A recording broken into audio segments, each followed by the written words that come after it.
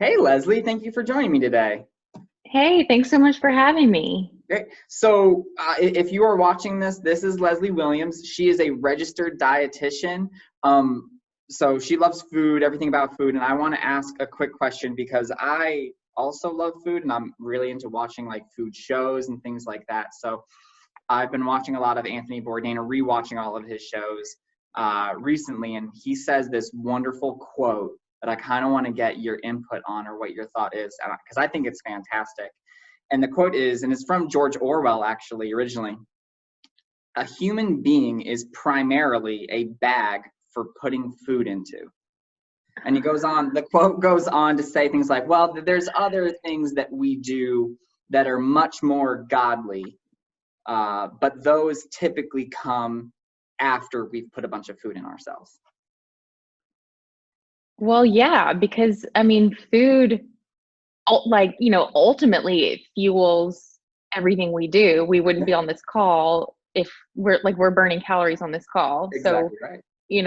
we had to have eaten to be able to do this. To even do this.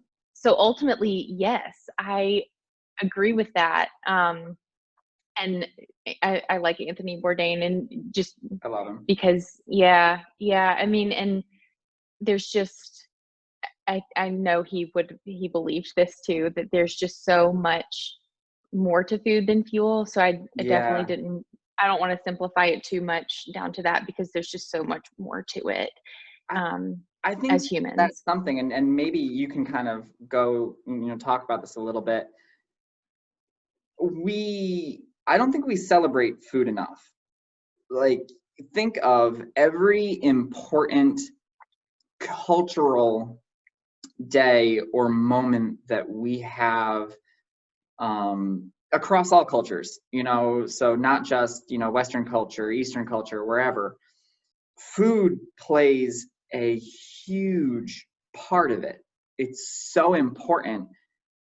And maybe I'm projecting, maybe it's my own problems, but I think we also have this, like, we feel really shameful about food, and we don't celebrate good food. We don't celebrate bad food even. Bourdain, I think, celebrates bad food just as much as he celebrates good food.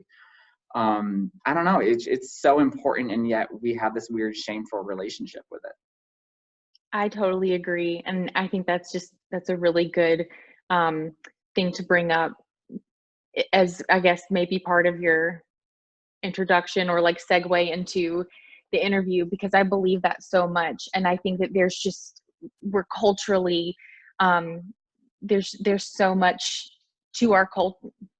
You said it best. I'm not going to try to repeat it because you did a great job explaining it. But yeah, I think that there's so much shame around enjoying food. And I do get people and say like, well, I really like food. I'm like, dude, me too. I Yeah, love food. I made a whole career out of it. And I that's love okay. that. I love that. Yeah. And if we didn't enjoy food, our species probably would have died out a long time ago because we might have lost interest in it. So we are programmed, we are designed to enjoy food so that we will eat it. We will eat a variety of it and nourish our bodies. And so I totally agree. I don't think it's celebrated enough either. Amen to that. Yeah, so we kind of got lost a little bit, but that's such a fun way to kind of like start this out. But Leslie, tell us a little bit about yourself, and how you started, got into nutrition and being a registered dietitian. Okay.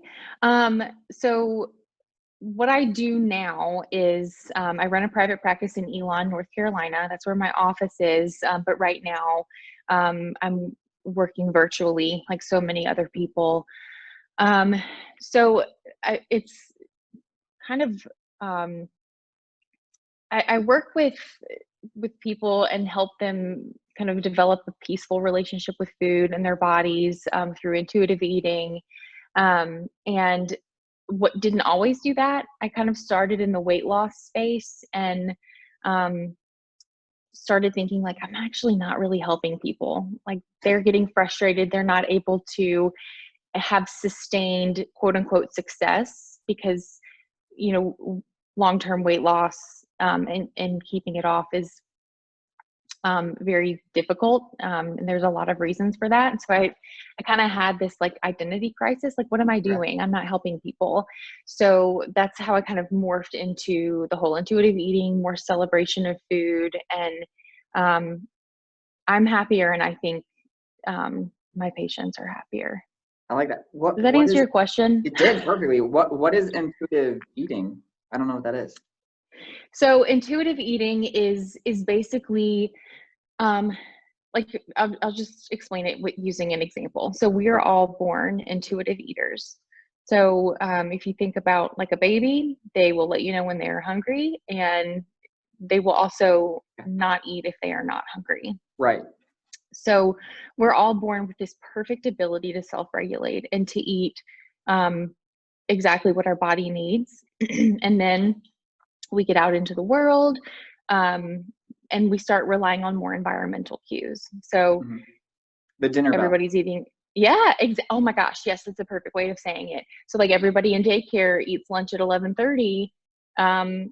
Sit down and eat your lunch at 11:30, or, you know, you're going to be really hungry before snack time at 3:30. So it's like we start to rely on those external cues and those environmental cues and get away from our own internal, kind of like what our body is telling us. So I'm a parent. How do I help defeat that in my own kids? Because there is such, you know, the pressure and the norms. How do we kind of break that? Like, I don't want to do damage to my kids, you know, and make them into bad eaters later on. I don't want them to have a bad relationship with food. Yeah, there's a lot of resources on that, and it's pretty nuanced. And, you know, of course, every kid's different. But I think one of the, at least growing up, like, I think my parents' generation, and I think it's a trickle down effect from like maybe not having enough to eat, you know, during maybe Great Depression. But it's like the clean your plate mindset. Yeah. And so there's starving kids in Africa. You better eat those. Oh my gosh. Yes. Yes. And it's like, well, I should be grateful for what I have. And it's like, there's 2 more bites on my plate and I'm not hungry anymore. I don't want it, but I have to have like a happy plate. So I think like that's one of the biggest things. And it's hard, right? Because, and I'm not a parent, but like, I know people that are parents. I have friends that are parents, and they want their kids to eat their vegetables, and they want them to grow up big and strong and to eat. And it comes from a place of love. It always does. It does, yeah. No one's causing harm on purpose. But I think like, honestly, I hope it feels like kind of a relief. Like it kind of lets you off the hook. A little bit. Like, my son was an amazing eater, and then recently he isn't so much. And it does, when I now that you said it, like, oh yeah, that's what intuitive eating is. It kind of jogged my memory, and I was like, that did make me feel a lot better to kind of look at my son and go like, you know what, he's gonna let me know when he's hungry. He'll let me know. That what you were just talking about reminded me of something, and I don't remember what the term is. But in Japan, they have a term where it's kind of a cultural, where you eat until you're 80% full. So you don't max out. Where in Americans, we're like, clean the plate, even if that means maxing out. I wish I could remember the term. My wife would remember. Yeah, and I don't know the term, but I've heard a similar advice, like don't eat until you're full, eat until you're not hungry anymore. Okay. Which I think is kind of like, sounds like it's along the lines of what you were saying. Yeah, more or less, yeah.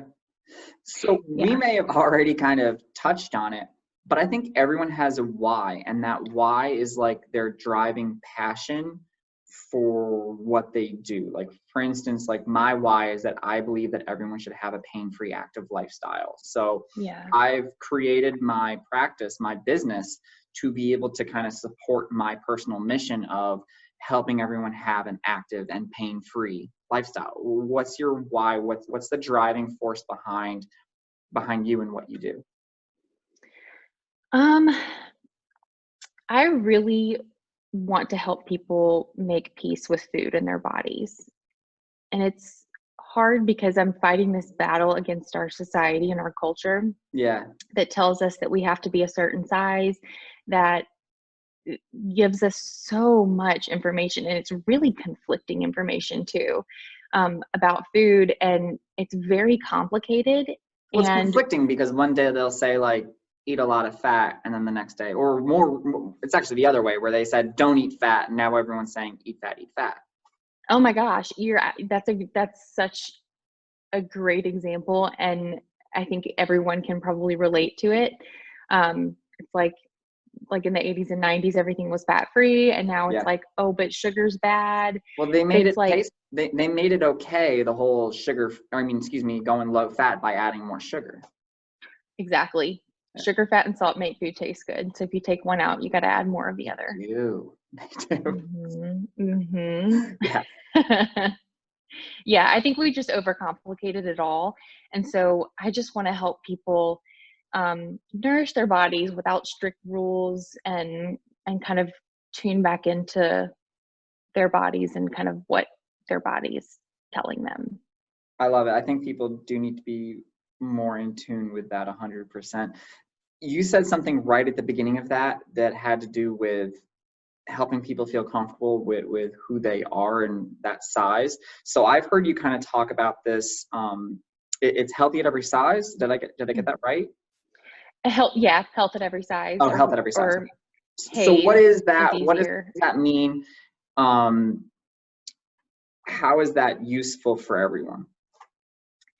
Yeah, so health at every size it kind of supports all people, and it's this idea behind it is that you should be able to pursue health and kind of overall well-being regardless of your size. Yeah. And I think that we, as practitioners, I think sometimes it's tempting to just say like, oh, well, you're having knee problems, just lose weight. Oh, you're having, you know, whatever health issue, just lose weight. And one, it's 97% of diets don't work. And we've found sustained long-term weight loss to be very difficult, Right. and for some impossible. And there are studies that show that weight cycling, so like losing weight and regaining it, one, it drives up your set point. So most people find that it's like, well, I lost 10 pounds and I gained 15, and you kind of end up, Wow. yeah, so you end up kind of gaining more weight in the long run. But that weight cycling, like losing and gaining weight, is shown to be more harmful than weight itself. Okay. So So it's less about you need to lose weight, you need to get smaller, and more about like, let's take you the way that you are right now and make a much healthier version of you right now, or your absolutely, it's not giving absolutely. it's not giving the excuse of you are whatever size you are, and therefore don't try and improve yourself because everything is hopeless. It's you are what size you are, but there's still so much that we can do to improve your overall health.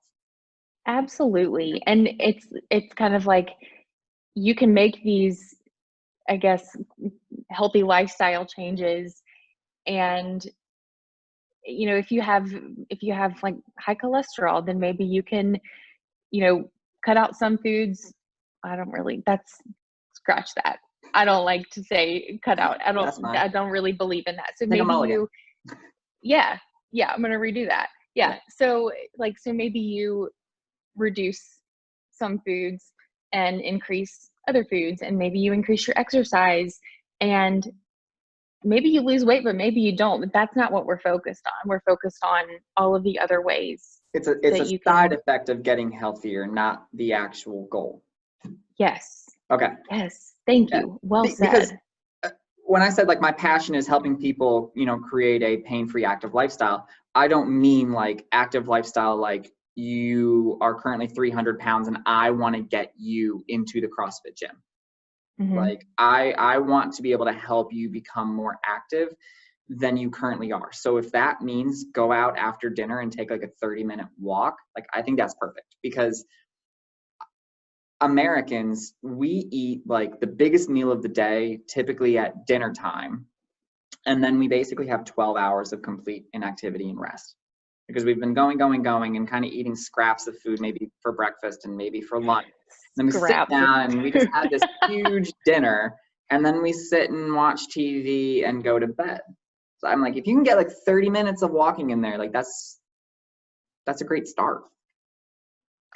That's such a good point, because I feel like so many people, it's like starting like a fitness journey, and they feel like they have to be, it's like all for naught if you're not going to be, running a marathon. Yeah. It's like, no, like you're I don't doing, want to run a marathon.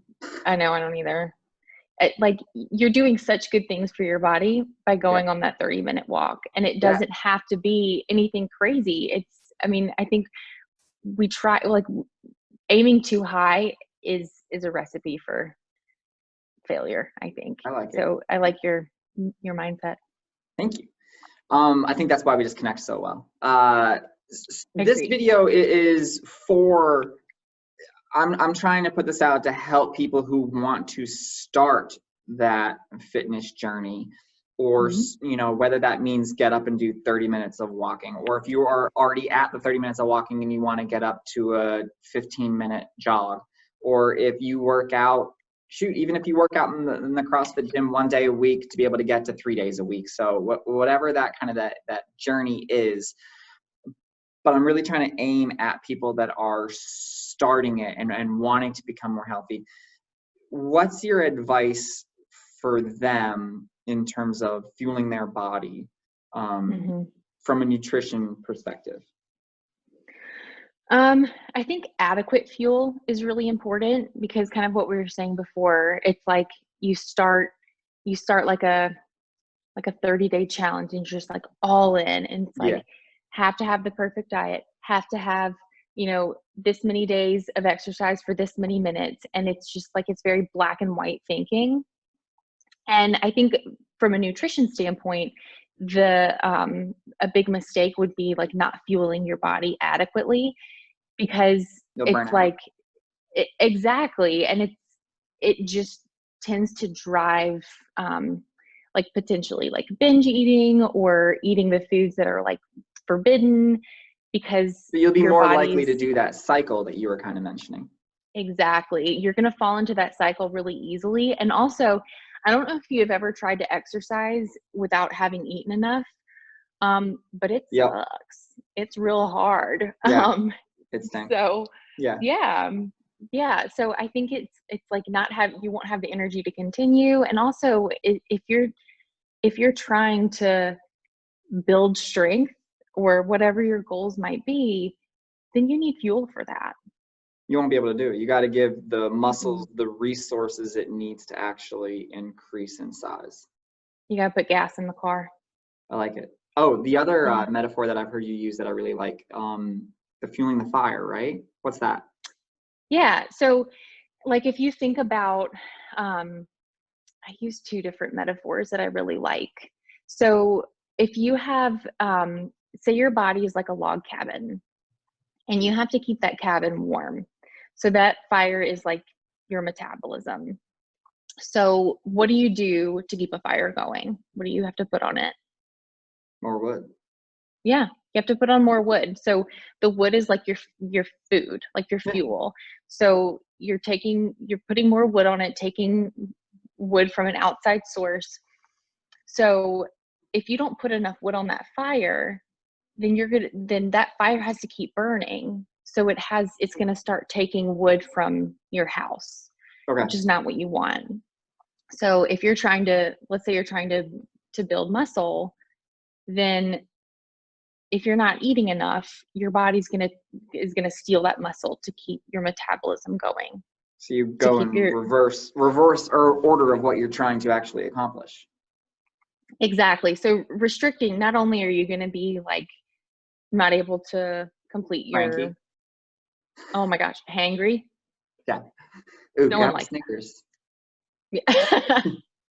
Exactly. You're not you when you're hungry. Yeah.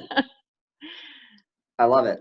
So any other advice for anyone starting out or not starting out? As far as nutrition goes, I wish that our society wasn't so afraid of carbohydrates. Okay. Carbohydrates turn into glucose. Glucose is our body's favorite form of energy. So It's we also need the that. only one that the brain survives on. Exactly. So your brain and your muscles need glucose. So it's like if you are Same thing with cholesterol. huh? Same thing with cholesterol. Your body literally needs cholesterol. It does. It Yeah, does. restricting your cholesterol, getting it too low causes a lot of problems. Yeah, well, and our bodies are really smart. So we need cholesterol. And so if you don't eat it, so if you eat a vegan diet, then your liver's just going to make more. Problem solved. So it's our bodies don't try to outsmart them. It's not even worth it. No. So our bodies are someone told me this. It's a very fine-tuned machine that knows what it's doing. Yeah, and over it a will long compensate. period of time, it evolved this way. You're not smart. It did. It did. And it's not worth it because your body's your partner, not your opponent. I love that one. I saw that on your Instagram feed the other day and I loved it. I loved I didn't make that up. Someone told it to me and I loved it. So I had to share. So, speaking of your body, like kind of compensating and getting what it wants, because it will get what it wants. If you've ever tried to like avoid carbs for a really long time and your cravings ramp up. Yes. Especially for sugar. And so your body's like, how can I get this person to give me some glucose? Yeah, been there, done that. Yeah.